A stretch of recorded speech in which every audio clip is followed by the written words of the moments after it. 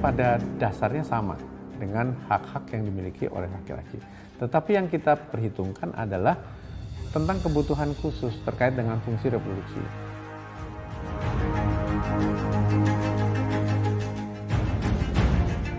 Saya di sini dikasih fasilitas khusus, ditaruh di ruangan ibu dan anak sendiri. Terus fasilitas susu itu dapat jatah setiap bulan sama pampers.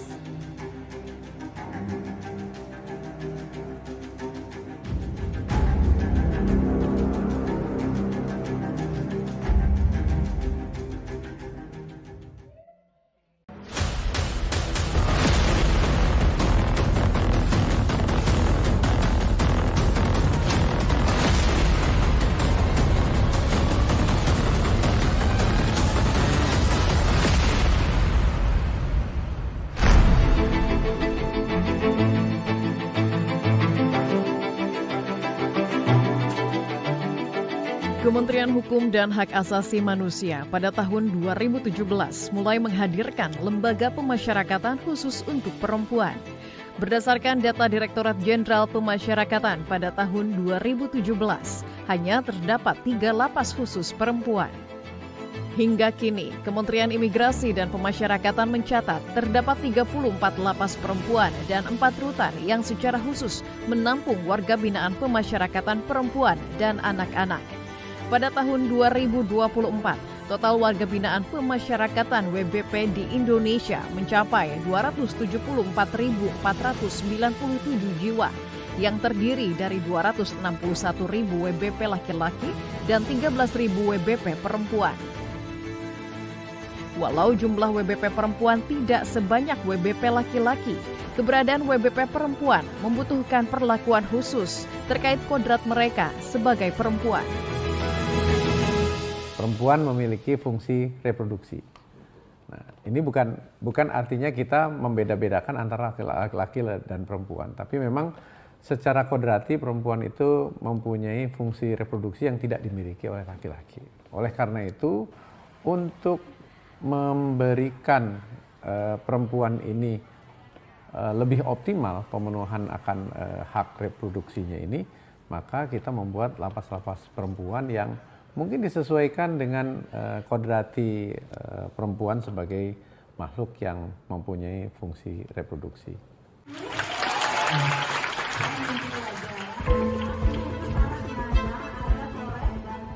Pengaturan mengenai hak perempuan dalam lembaga pemasyarakatan sudah diadopsi oleh Majelis Umum Perserikatan Bangsa-Bangsa pada tahun 2010, yaitu the United Nations Rules for the Treatment of Women Prisoners and Non-Women Offenders atau yang dikenal dengan Bangkok Rules.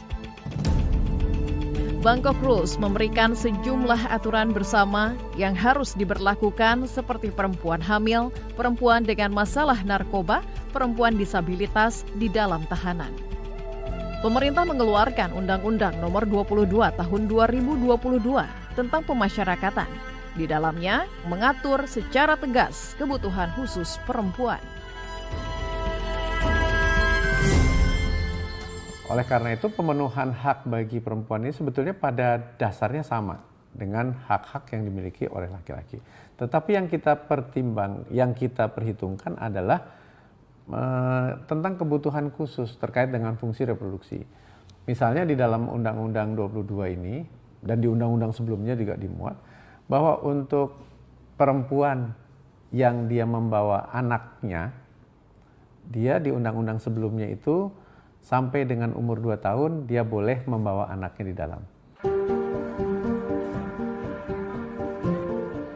Selain upaya pemenuhan hak asasi warga binaan perempuan terkait kebutuhan khusus mereka, yakni mengandung, melahirkan, menyusui, merawat, dan mendidik. Kementerian Imigrasi dan Pemasyarakatan juga bekerja sama dengan Kementerian Pemberdayaan Perempuan dan Perlindungan Anak Kemen PPPA dalam upaya pemenuhan hak asasi manusia lainnya.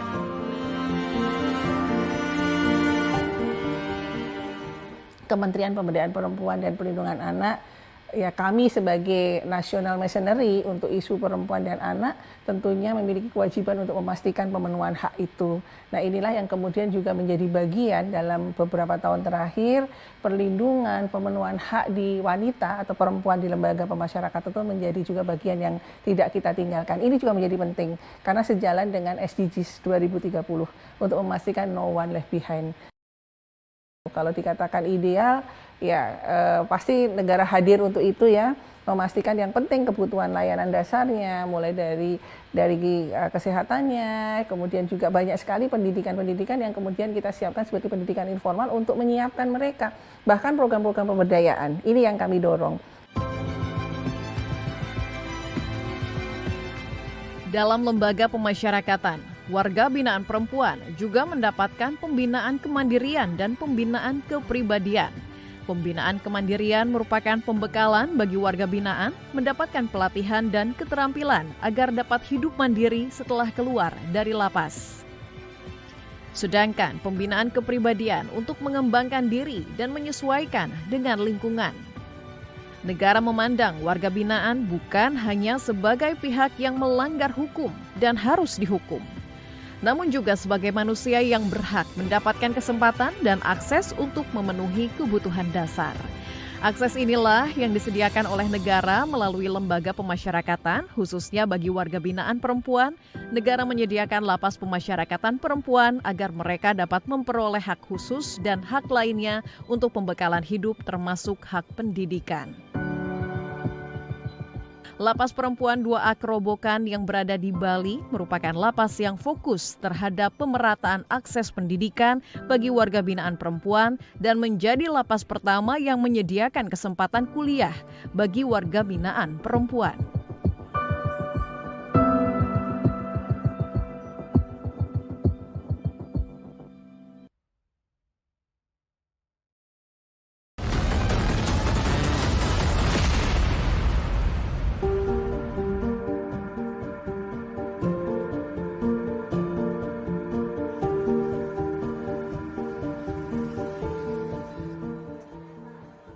Inilah Lembaga Pemasyarakatan Lapas Perempuan atau LPP kelas 2A Kerobokan yang berada di Kecamatan Kuta Utara, Badung, Bali.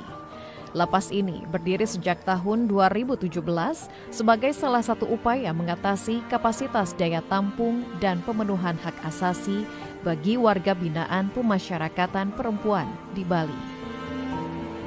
Kanwil Kumham ini adalah membawai 14 lembaga pemasyarakatan, memang betul sebagai hal yang terkait dengan tusi kerja daripada lembaga pemasyarakatan itu adalah membina daripada sekitar beberapa puluhan warga binaan pemasyarakatan yang menjadikan overcrowded sebesar 400%. Sekarang perbandingan antara warga binaan yang pria dengan perempuan itu hampir kurang lebih memasuki di angka 90% ya. Dahulu lapas perempuan ini menjadi satu dengan lapas Kerobokan dalam satu area pembinaan. Namun seiring dengan banyaknya kuantitas perempuan yang harus diperlukan dalam proses pembinaan mereka, maka terjadi pemisahan antara lapas Kerobokan yang merupakan bagian yang menjadi satu dengan warga binaan pria, lalu kemudian dengan wanita. Saat ini, lapas menampung 236 warga binaan, 1 orang diantaranya dalam kondisi hamil dan 5 orang bayi. Sebagian besar warga binaan berada pada usia produktif, dengan rentang usia mulai 23 hingga 35 tahun, dan 70% terjerat kasus narkotika. Untuk membina warga binaan, lapas menerapkan program pembinaan kemandirian dan pembinaan kepribadian sebagai pembekalan akhlak dan keterampilan untuk mereka agar mandiri setelah keluar dari lapas. Untuk program pembinaan kemandirian, Lapas Perempuan 2A Kerobokan memberikan berbagai pelatihan keterampilan seperti tata boga, menjahit, tata rias, dan lainnya. Bahkan untuk mengisi hari-hari mereka agar lebih produktif di lapas, warga binaan juga diajarkan berbagai keahlian, termasuk menari dan melukis. Mengingat warga binaan yang berada di Lapas Perempuan 2A, Kerobokan, sebagian besar merupakan usia produktif. Dan menyadari, pendidikan juga merupakan modal utama bagi para warga binaan pemasyarakatan WBP untuk hidup mandiri. Lapas ini juga menyediakan akses dan kesempatan pendidikan. Kalau untuk layanan pendidikan, dalam undang-undang kan udah disebutkan ya, setiap warga negara Indonesia berhak mendapatkan pendidikan. Jadi kami di sini itu bekerja sama sebelum kuliah, mungkin kami dapat ceritakan di sini itu sudah ada kejar paket A, B, dan C. Jadi banyak teman-teman WBP yang tidak tamat SD, tidak tamat SMP, SMA, itu kita lanjutkan pendidikannya di sini, kerjasama dengan PKBM Niti Mandala, Renon. Mereka yang datang setiap hari Jumat untuk memberikan apa sih kurikulum mereka di paket A, B, C. Dan ini sudah berjalan hampir 3 tahun. Ini tahun yang ketiga. Jadi mereka sudah wisuda sebanyak 2 kali. Sudah mendapatkan ijazah, baik itu paket A, B, dan C. Dan ada juga yang kuliah sekarang.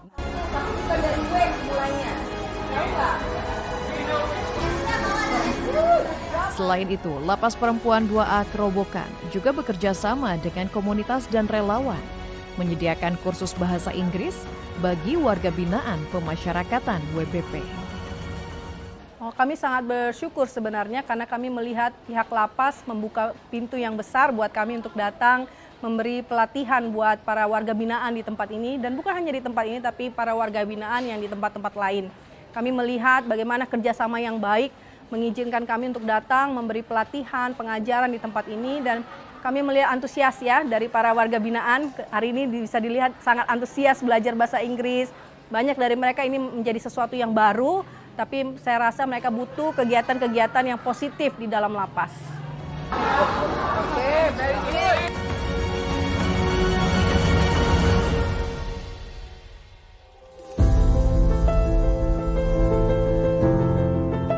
Mulai tahun 2024, Lapas Perempuan 2A Kerobokan merupakan lapas perempuan pertama yang memberikan kesempatan kuliah bagi para warga binaannya secara gratis. Saat ini terdapat 11 warga binaan pemasyarakatan perempuan yang lolos seleksi dari 50 pendaftar awal yang mendapatkan kesempatan untuk kuliah. Warga binaan yang sebelumnya lulus seleksi ini mengikuti perkuliahan secara blended learning atau pembelajaran secara campuran yang berlangsung 3 kali dalam seminggu, termasuk dengan sistem daring. Program kuliah gratis ini juga merupakan pilot project bagi lapas lainnya.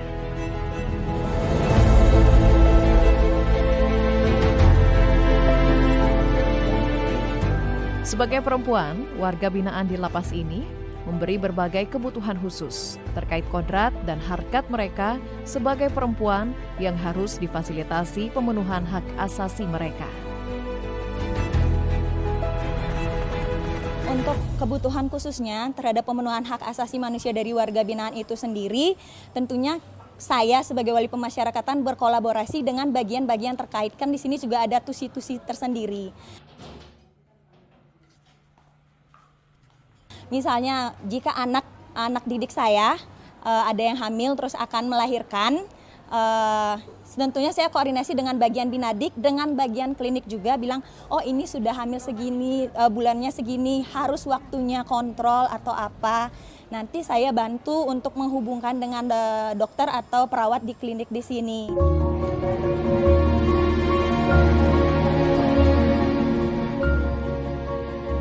Pemenuhan kebutuhan anak yang dibawa oleh WBP juga disediakan secara layak, seperti pojok bermain, ruang menyusui. Bagi warga binaan yang membawa anak, diberikan kamar khusus dan tidak dicampur dengan warga binaan lain yang tidak membawa anak. Selain itu, lapas juga telah memiliki posyandu sendiri, sehingga layanan imunisasi secara lengkap bagi anak tetap dapat diberikan. Lapas Perempuan 2A Kerobokan juga turut memberikan makanan tambahan setiap bulan, termasuk susu dan diapers.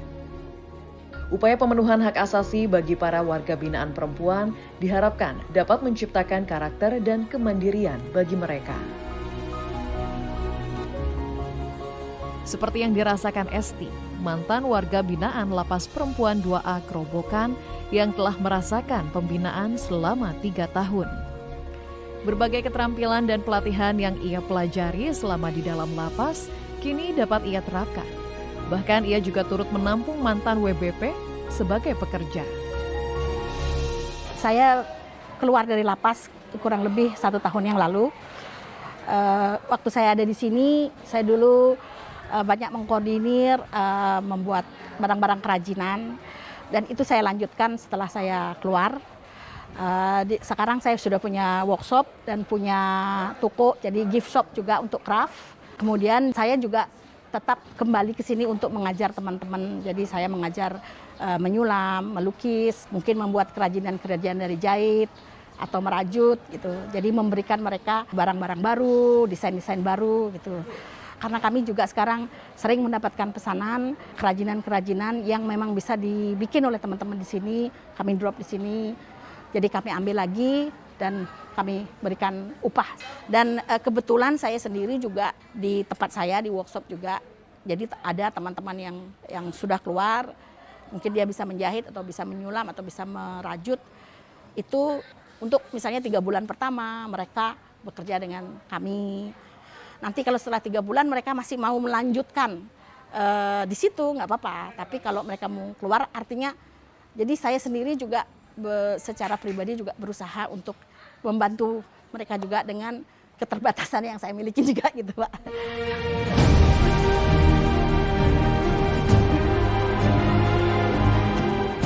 Upaya pemenuhan hak asasi bagi warga binaan pemasyarakatan perempuan juga dilaksanakan penuh di Lembaga Pemasyarakatan Perempuan kelas 2A Malang, Jawa Timur. Melalui berbagai program untuk pemenuhan hak tersebut, Lapas Perempuan kelas 2A Malang, Jawa Timur berhasil menjadi lapas terbaik di Indonesia.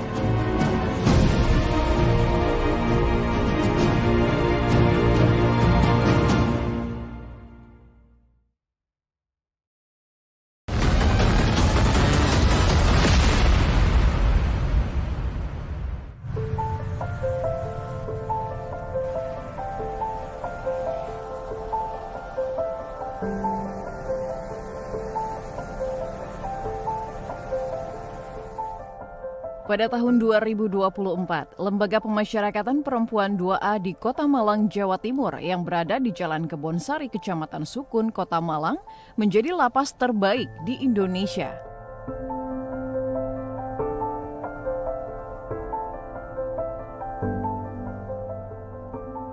Lapas ini berdiri di atas lahan seluas 14.000 meter persegi, memiliki 5 blok hunian yang diklasifikasikan berdasarkan kebutuhan. Saat ini lapas menampung 421 warga binaan pemasyarakatan perempuan, rata-rata merupakan terpidana seumur hidup. BPM itu adalah wilayah bebas bersih dan melayani. Artinya mereka di lapas kelas 2A Perempuan Malang itu sudah tidak ada praktek pungli, bahkan peredaran barang terlarang sudah tidak ada. Dan pelayanan terhadap masyarakat, baik masyarakat dalam ini adalah WBP, dan masyarakat luar, masyarakat misalnya keluarganya, stakeholders eksternal tadi, itu sudah dilayani dengan baik. Jadi situ sudah tidak ada lagi pungutan apapun untuk melayani baik masyarakat luar maupun warga binaan. Contoh, untuk pemberian remisi, PB, CB, asimilasi itu zero. Lapas Perempuan 2A Malang juga menjadi salah satu unit pelayanan terpadu pilot project untuk UPT ramah kelompok rentan seperti penyandang disabilitas, ibu hamil, lanjut usia, dan anak-anak. Atas pelayanan terbaik untuk warga binaan pemasyarakatan perempuan pada kelompok rentan, Lapas Perempuan 2A Malang berhasil meraih penghargaan P2HAM atau Pelayanan Publik Berbasis Hak Asasi Manusia pada tahun 2023. Lapas Perempuan 2A Malang optimal memenuhi kebutuhan warga binaan pemasyarakatan perempuan yang harus mengandung, melahirkan, menyusui, merawat, dan mendidik agar hak-hak khusus dan asasi mereka sebagai perempuan tetap terpenuhi walau berada dalam lapas. Kami di sini menyiapkan fasilitas seperti ada klinik pratama, Kami ada posyandu juga, jadi khusus untuk perempuan atau narapidana atau tahanan yang berkebutuhan khusus, artinya termasuk kelompok rentan seperti anak-anak, ibu menyusui, ibu hamil, dan lansia yang mungkin sakit ataupun usia sudah lanjut, itu mendapatkan fasilitas khusus yang memang dapat menunjang untuk kebutuhan kelompok khusus tersebut. Seperti anak-anak dari 0 sampai 6 tahun diberikan susu, jatuh susu, dari 6 bulan sampai dengan 1 tahun kita berikan bubur bayi seperti itu, dan untuk ibu menyusui juga kami berikan susu dan makanan tambahan lainnya. Kebutuhan-kebutuhan lain seperti pampers dan minyak telon dan lain sebagainya, dan pembalut juga kami menyiapkan untuk baik kelompok rentan maupun secara keseluruhan warga binaan kami. Jadi untuk reproduksi juga kami bekerja sama dengan instansi terkait untuk secara berkala kami mengadakan tes seperti pap smear dan kesehatan reproduksi lainnya. Jadi berkat dukungan dari stakeholder, kami di LPP Malang ini untuk pemenuhan kebutuhan kelompok rentan dan khususnya perempuan bisa kami atasi atau berikan sesuai dengan yang seharusnya kita berikan atau mereka terima. Pendampingan diberikan kepada WBP yang sedang hamil dan melahirkan selama berada dalam masa tahanan. Mereka juga diberikan kesempatan merawat anak selama 3 tahun, salah satunya untuk memberikan hak ASI eksklusif dan pengasuhan hingga usia 3 tahun. Bagi para WBP yang membawa anak, ditempatkan di blok khusus berbeda dengan WBP lainnya, agar mereka memiliki keleluasaan dalam mengasuh, merawat, dan juga menyusui anak. Ini karena sudah diamanatkan undang-undang ya. Nah, itu ada blok khusus Pak untuk penampungan mereka.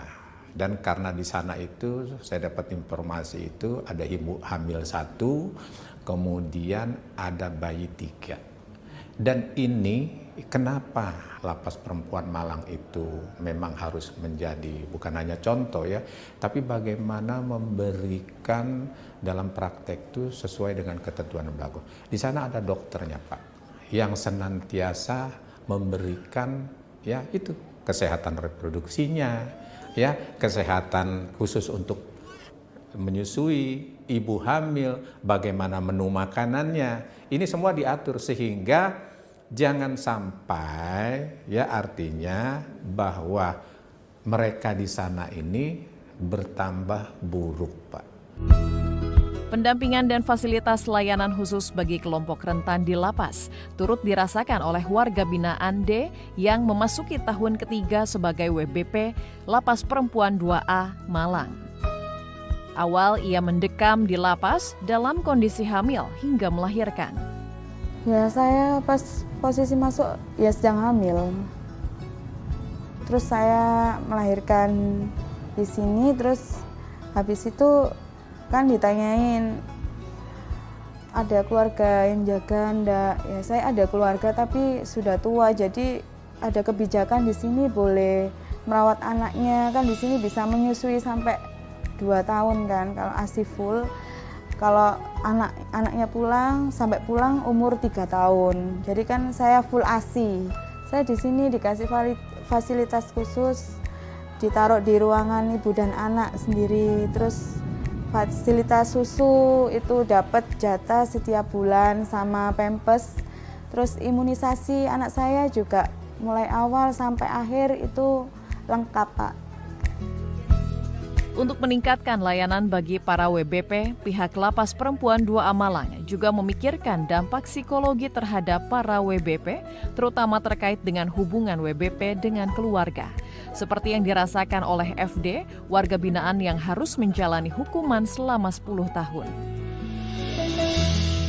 Hal-hal yang menurut saya sangat mendukung saya selaku narapidana perempuan, ada beberapa inovasi, karena saya ini pidananya lama, inovasinya antara lain kunjungan khusus anak di hari Minggu ketiga setiap bulannya. Nah, dengan kunjungan khusus anak ini saya bisa bertemu secara pribadi dengan anak saya tanpa gangguan dari pengunjung lain, artinya pengunjung saya yang lain, saya bisa berinteraksi dengan anak saya bisa bawa buku pelajarannya ke sini, bertanya, dan ya quality time dengan anak saya. Kebetulan anak saya hanya 1.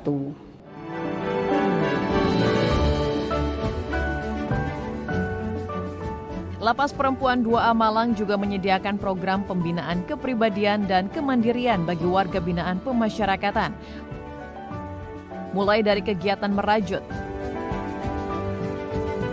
membatik, bercocok tanam, tata boga, serta membuat aneka kerajinan. Lapas ini juga bekerja sama dengan Balai Latihan Kerja agar warga binaan selain mendapat keterampilan juga memperoleh sertifikasi pelatihan sebagai modal mereka hidup mandiri nantinya. Keterampilan yang dimiliki atau yang didapat oleh warga binaan kami itu hasil kerjasama dengan instansi pemerintah dan swasta, diantaranya dengan BLK Singosari maupun BLK Wonojati, juga dengan Dinas Koperasi dan Perindustrian dan Perdagangan Kota Malang dan Kota Batu, yang dimana mereka selain berupaya memberikan skill kepada mereka berupa keterampilan yang diminati, juga membantu untuk pemasarannya.